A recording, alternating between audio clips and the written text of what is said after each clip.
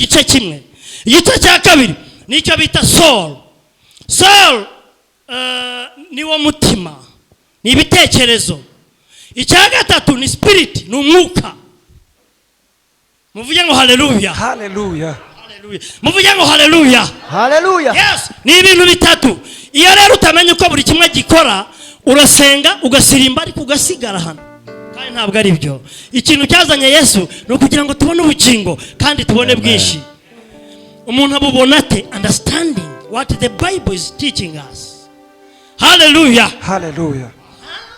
Imana iri mu kazi ndabirebye. Mwongera muzamura icyubahiro Imana. Ego.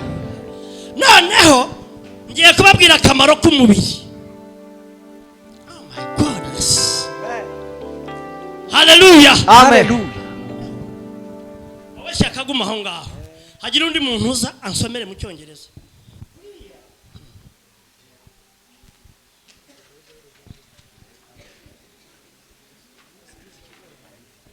Kugira ngo mwumve iyi ngiyi bayita message Bible. Aya magambo yose iyi Bibiliya dusoma mu Kinyarwanda bajya kuinterpretinga kijya mu Kinyarwanda yavuye mu Giheburayo iva mu Kigiriki kugira ngo rero umenye umwimerere w'amagambo ni ibintu bikomeye. Haleluya cyane. Haleluya. Amen. Aha enda soma hano yandagira ngo usome iyi ngiyi message Bible. Soma cyane mutega amatwi mwumve. Yenda abazi Icyongereza hano baraza kubyumva icyo Bibiliya yavugaga mu Kinyarwanda. Yes. Navuga ngo oh my soul. Oh my soul. Nababwiye ngo soul ni iki? Soul ni umutima. Nibyo bitekerezo. Dawidi arabwira ibitekerezo bye. Abango bitekerezo byanjye. Nibavuga umutima rero ntugakubite kuri uyu nguyu biologically utera amaraso akajya mu muri wose wo nta uhuriye n'iby'Imana. Aha. Oh my soul. Oh my soul. Oh my soul. Bless God. Bless God. From head to toe. From head. Head to toe. From head to toe. Bibiliya mu Kinyarwanda bisaba guhereye mu mutwe mutima wanjye himbaza Imana uhereye mu mutwe ukagera ku birenge. I will bless his whole name. From head to toe. Uzamurese mabwire rero ibintu bikomeye. Haleluya. Mutima wanjye himbaza Uwiteka. Bitekerezo byanjye ubu n'ubu turi hano duhimbaza Imana tuvuga imirimo n'ibitangaza yakoze. Ibitekerezo ntibiri hano. Ibitekerezo ni ikindi kintu, ni daimon. Haleluya. Amen. Ikibikubwira ubu dushobora guhumiriza ngo dusenge ugasenga nyagasani Imana turagushimira kuri Imana ikomeye, turagushimira kuri igitangaza. Numva kakanwa kavuga ariko igitekerezo kikajya Kigali ariko se ubu ndabona iteke kujya Kigali kandi akanwa karavuga. Nicyo kikubwira rero ko ari daimon ibitekerezo. You need to understand this. These are mysteries. Namwe mwigereranye ushobora kuba usenga nyagasani Imana ikomeye Mana uri igitangaza akanwa nikavuga igitekerezo kikagenda ariko mu rugo ntibatwibye akanwa nikahagaze kuvuga uyu ni umubiri ntacyo uvuze ushobora gukora ibyawo sorry ira handi spirit ira handi. Mwongera muyihereze icyubahiro rero. Haleluya. Haleluya. Glory be the name. Mutima wanjye himbaza Uwiteka. Amen.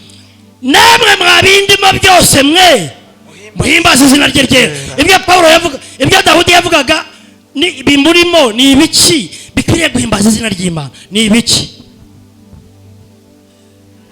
Rero ibyo nibyo bibazo. Amen. Dusoma ibiri kugira ngo urayumva kumbe ntuyumva kandi iyo utayumva mwa abantu b'Imana mwe ni ikibazo. Namwe mwabindimo byose mwe namwe muhimbaza izina rye ryera. Ibi Dawidi yavugaga bikwiriye guhimbaza izina ry'Imana. Oh haleluya. Haleluya. Amen. Amen. Aha. Noneho ngiye kubabwira ukuntu bikora. Soma Matayo 6 murongo wa 22 na 23. Babwira ibintu bikomeye ariko mu minota mike cyane. Shaka soma vuba vuba. 6:22 na 23. Mutega amatwi mwumve.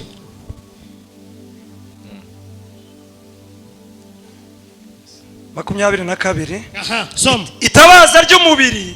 Ndabigize mutega amatwi kwizera bizanwa no kumva. Aha, itabaza ry'umubiri ni ijisho. Ni iki? n'ijisho. ibi rero iyo utabyumva ni ibindi.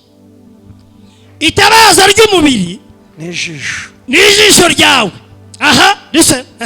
Ijisho ryawe nirireba neza, ijisho ryawe nirireba neza, umubiri wawe wose uba ufite umucyo. Komera Imana amashyi rero. Amen. Amen. Amen.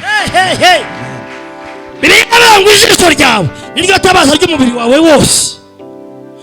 Ijisho rero nirireba neza, umubiri wawe wose uraba urebye neza. Ijisho ryawe rireba rite neza kandi rireba nabi rite? Imana ishimwe ko ndi hamwe n'urubyiruko. Shaka ongera usome uwo murongo. Itabaza subiramo usome neza. 22. Yes. Itabaza ry'umubiri n'ijisho. Ijisho ryawe nirireba neza, umubiri wawe wose uba ufite umucyo. Ariko niriba ribi, umubiri wawe wose uba ufite umwijima. Ntabwo Bibiliya ivuze ngo ijisho ryawe nirireba nabi, kandi hejuru yavuze ngo ijisho ryawe nirireba neza, umubiri wawe wose uzaba ufite iki? Umucyo. Hepfo ntabwo ivuze ngo nirireba nabi, iravuze ngo niriba ribi, umubiri wawe wose ufite umwijima. Kugira umwuka ntako bisa. Nimureke mbahe umurongo ntimusome, muze kusomera mu rugo, cyangwa hari umuntu wihuta akahagera yahasoma. Rwa kabiri rw'Abakorinto ibice 2 ibice 3 umurongo wa 6. Umuntu ahageze vuba akahasoma, mwakumva ibitangaza, mukareba ukuntu isi imeze n'ibibazo byabaye no mu nsengero. Ibice 3 Rwa kabiri rw'Abakorinto ibice 3 umurongo wa 6. Aha, uwo ni Pawulo.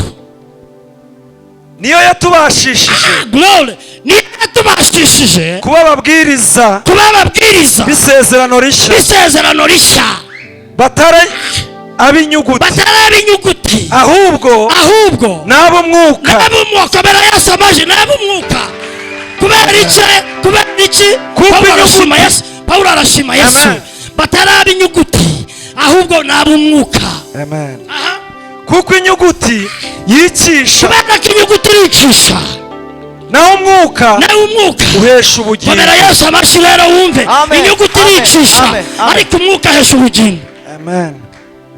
Bibiliya iravuze ngo ijisho ryawe nirireba neza, umubiri wawe wose uzagira umucyo. Ariko niriba ribi, ntabwo Bibiliya ivuze ngo nirireba nabi. So there is a difference there. Yes. Nirireba nabi, niriba ribi, umubiri wawe wose uzaba ufite umwijima. Bibiliya ivuga mbega ukuntu uwo mwijima azaba ari mwinshi cyane. Reka mbabwire utuntu dutoya. Imana iramuye umubiri yawushyizeho imiryango 6. Bwira mugenzi wawe ngo imiryango 6. Wongera mubwira ngo imiryango 6. Ntabwo turajya mu mwuka, ntabwo turajya muri soul. Turavuga umubiri gusa. Umuryango wa mbere, akamaro k'umuryango ni akahe?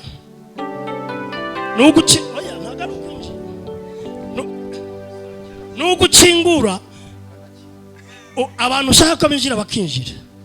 Noneho no gukingura kugira ngo ishaka ko basohoke. Haleluya. Amen. Reka mbabwire iby'iyi miryango. Ntabwo ndi buyivuge yose, ndayivuga mu mazina kubera igihe gitoya, keretse nongera kubona undi mwanya. Dufite imiryango 6 Imana yashyize kuri uyu mubiri, uyu ugaragara inyuma, umubiri, body. Iyo miryango rero irwanirwamo n'intambara ebyiri. Iyo udakinze muri iyo miryango hinjiramo abantu abanzi. Iyo binjiyemo bakinjira mu mubiri wawe, uhura n'ibibazo utazibagirwa, uzicuza, kandi kubera uburangare bwawe yuko wakinguye. Uzamurese amashyi icyubahiro. Umuryango wa mbere amaso. These are gates, ni imiryango, gates. Umuryango wa kabiri ubwango amatwi. Umuryango wa gatatu akanwa. Umuryango wa kane amaboko. Umuryango wa gatanu amaguru. umuryango wa gatandatu umukondo. Ntabwo ndibona umwanya ngo mbabwire ibintu bikomeye by'amabanga bashwaze mena amabanga ya Satani nyamena.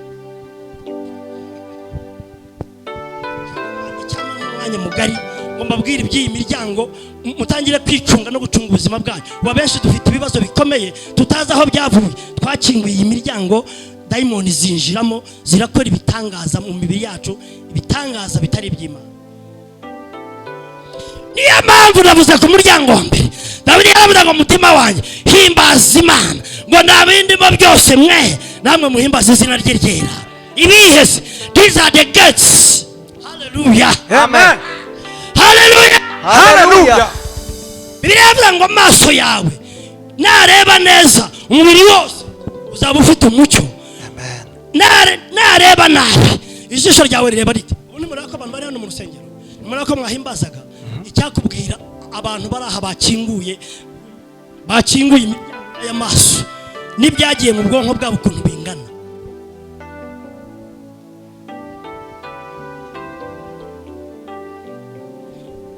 Just a boy sees a girl moving and sees the legs. Ibyo ndabivuga mu cyongereza kugira ngo abatacyumva be kubyumva.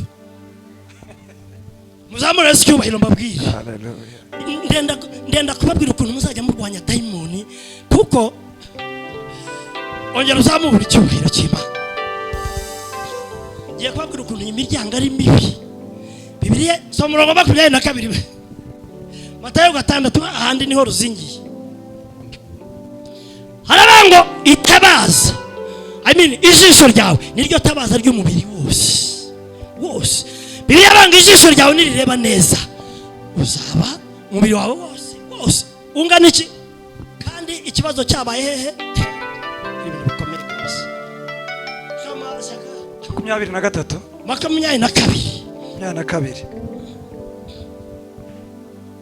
22 itabaza ry'umubiri wose ni ijisho.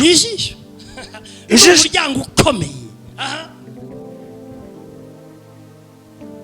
Ijisho ryawe nirireba neza. Yego. Umubiri wawe wose uba ufite umucyo. Ariko niriba ribi. Umubiri wawe wose uba ufite umwijima. Nuko umucyo ukurimo nuba umwijima.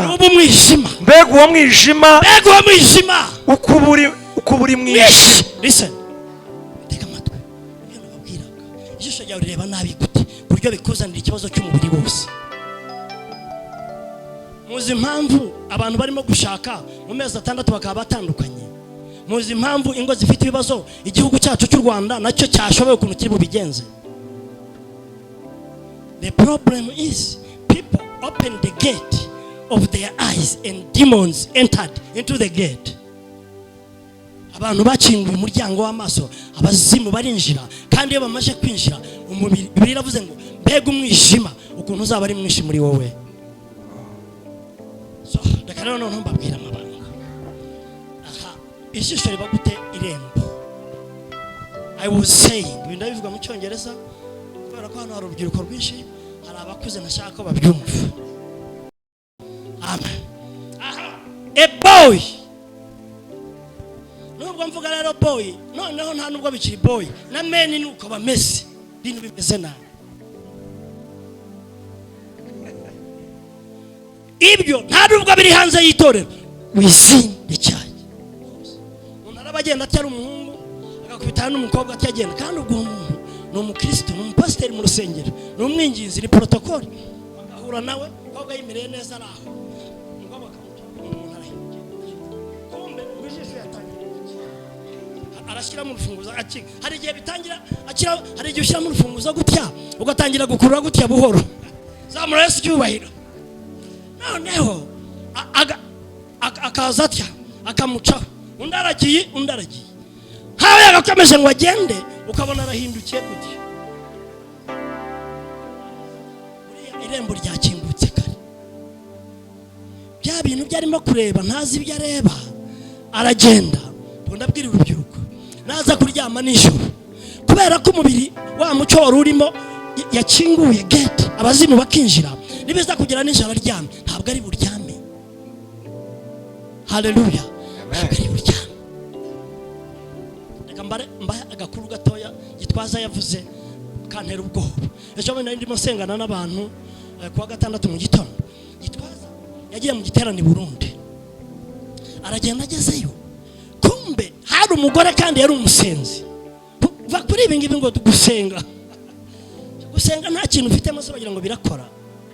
Ugomba kugira ubwenge bw'ijambo ry'Imana ukakubaka ukamenya uko ukinga amarembo. Bibiliya ivuga ngo nzabaha imfunguzo z'ubwami bw'ijuru. Icyo uzashaka gukingura uzakingura, nushaka gukinga ukinga. Nta kindi bivuze nibyo, nta kindi bivuze. That is the one. Noneho uwo muntu yari umusenzi ngo aryamye nijoro ajya mu nzozi. Agiye mu nzozi, hano harimo abana batwengera ngo agiye mu nzozi arota umugabo amusambanya. Uko yamusambanyije muri izo nzozi umugore yagize inda kandi atari umuntu muzima.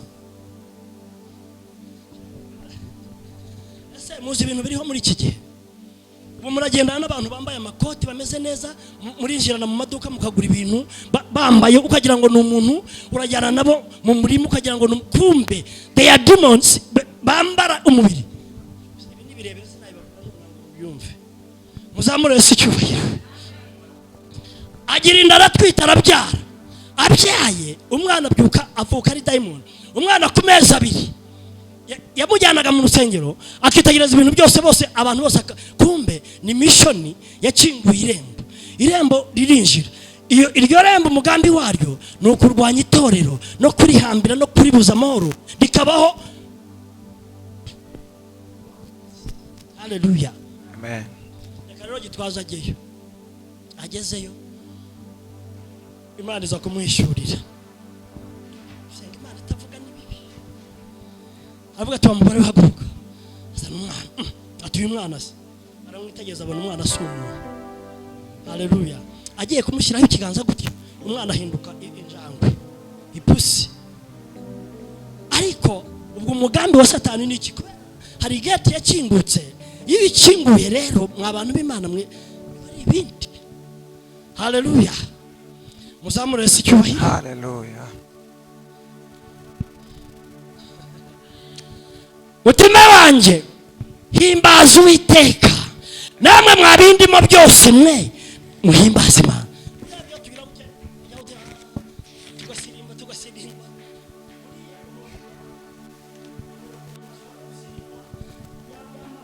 Yakingutse hari ibindi byinjira by'abadayimoni kandi aziriba. Ibi ntacyo bivuze. Gifite icyo kivuze iki so and the spirit. Zamura Imana icyubahiro. Amen. So murongo wa 2 noneho tugiye gusenga Imana.